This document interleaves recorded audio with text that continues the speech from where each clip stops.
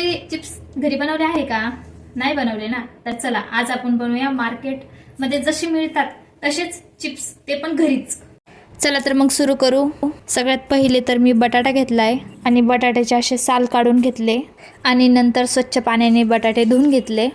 बटाटे धुवून झाल्यावरती नंतर मी चिप्सचा साचा घेतलाय आणि चिप्सच्या साच्याने असे चिप्स पाडून घेतले. माझ्या चिप्सच्या साच्याने व्यवस्थित आकार आला नाही, पण असू द्या, तुम्ही छान करा. आता ह्या चिप्सला कॉटनच्या कपड्याने किंवा टिश्यू पेपरने छान असे पुसून घ्या. पुसून झाल्यावरती त्याला गरम तेलामध्ये असे तळून घ्या. तेलामध्ये चिप्स टाकल्यावरती चिप्स क्रंची क्रिस्पी होण्यासाठी एक सिक्रेट सांगते.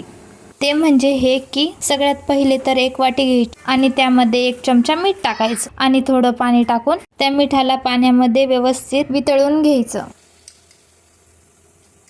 आणि वितळून झाल्यावरती चिप्सच्या कढईमध्ये 1 चमचा मिठाचं पाणी टाकायचं आणि छान असे 2-3 मिनिटं आणखी चिप्स तळून घ्यायचे. आता बघा माझे चिप्स तळून झाले. बघा किती क्रंची आणि क्रिस्पी झाले आहे ना.